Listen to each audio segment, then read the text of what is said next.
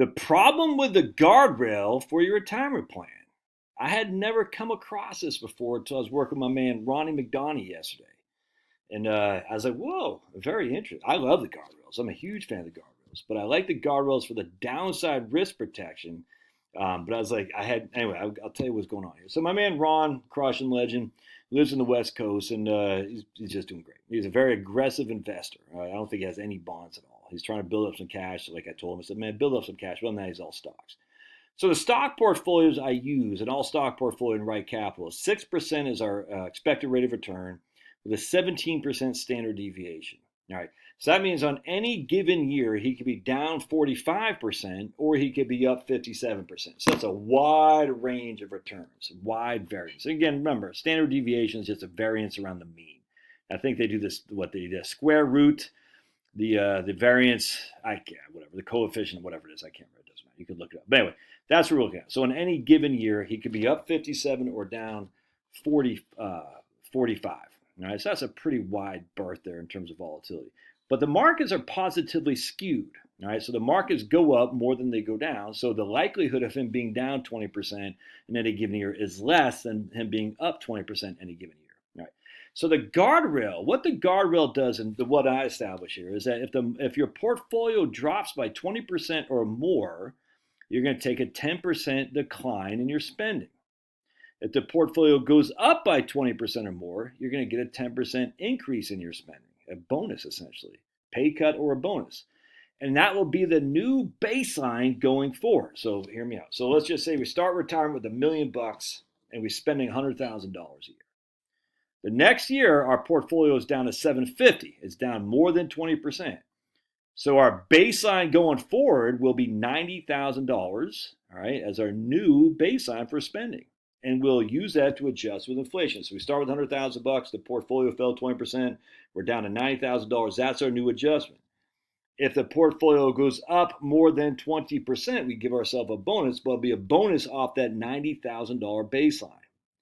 If the portfolio only goes up 5 or 6%, we're still just giving us an increase with inflation. 90,000 with a 3% inflation, we'll just use, what's that, $2,700. It'll be roughly 92,700 the following year, 3%. So it'll probably take 3 years or so before you're back to the $100,000 that you initially were spending with the guardrails. Right, you're still doing pretty good, don't get me wrong, but you're right back to where you were probably 3 or 4 years from now. That's again if the portfolio drops 20% and it does not go above 20% in any given year. You'll take a couple years to get back to where you were. And that makes sense. I like that. I like to protect the downside. The problem though is on the other side. It's something I hadn't even looked at. If the portfolio goes up 20%, now we're going to give ourselves a bonus, and that will be our new baseline. All right, so now the portfolio was $1 million. We're spending $100,000. Now the portfolio is worth $1.3 million. So we're giving ourselves a bonus. Our new spending will now be $110,000, and we're going to adjust that with inflation every year.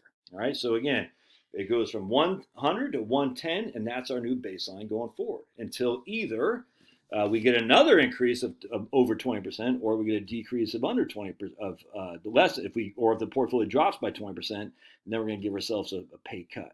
All right. Either way, though, we're still increasing it with inflation each and every year. So I want to show you something here. What I do is I use the retirement spending stages. Retirement spending stages at 65, you're growing each and every year with inflation, roughly 3%. At 75, it drops by 10%. And that's our new baseline. Then it goes up with inflation by roughly 3% a year. At 85, it drops another 10%, and that's our new baseline. All right, and that's pretty reasonable. That's pretty conservative, actually. When you look at actual spending patterns of retirees, they spend a lot less than what I'm showing you here in terms of the trajectory of their expenditures. But again, I like to err very heavily on the side of caution. I'm from Maine, dude. Cautiously pessimistic. So I want to show you something here. In the guardrails, we're going to compare the guardrail right here, 2045. This is the guardrail down here. This is the retirement spending stages. So by 2045, 20 years from now, we're going to use old Ronnie McDonough here. His spending is now 109, all right, 2045.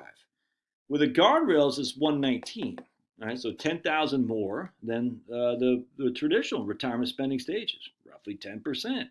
That tells you that we had a portfolio that was up 20% or more at one time.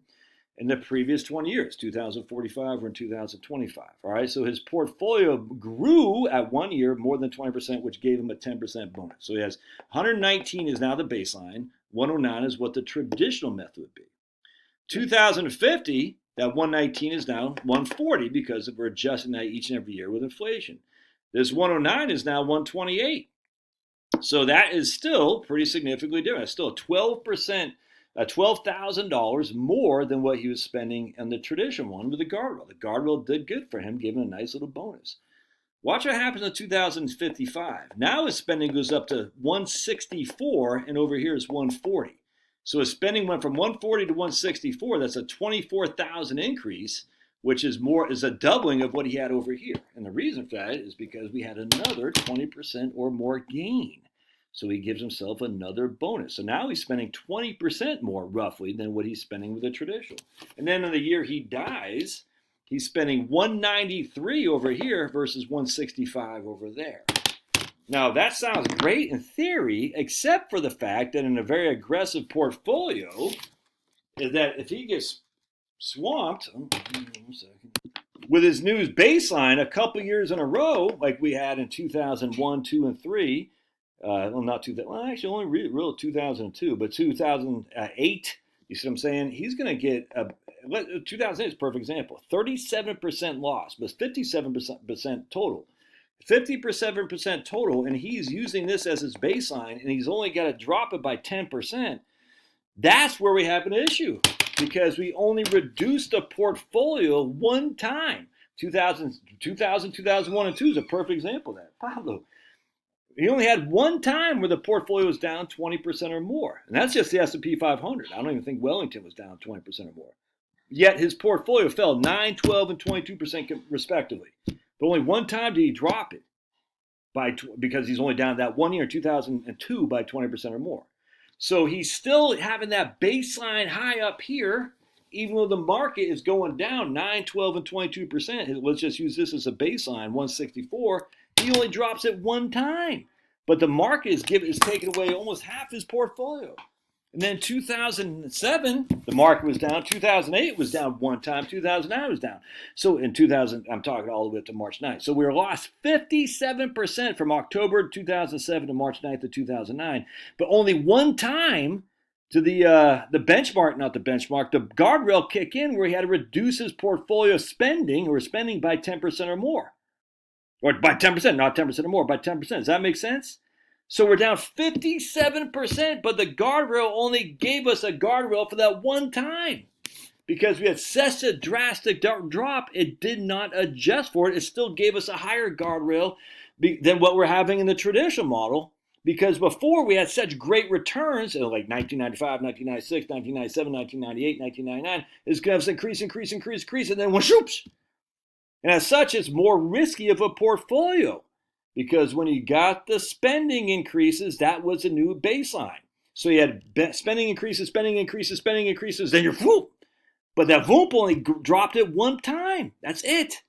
Very rarely have we had 20% or more. I'm trying to think. I think 4 times. I think we've only had once where the market was, I did this, I look at it, but I think we've only had like twice where the market was down more than 20% consecutively.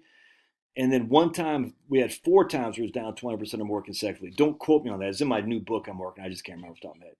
But other than that, it hardly ever happens. And yet we've had significant down markets, 73, 74.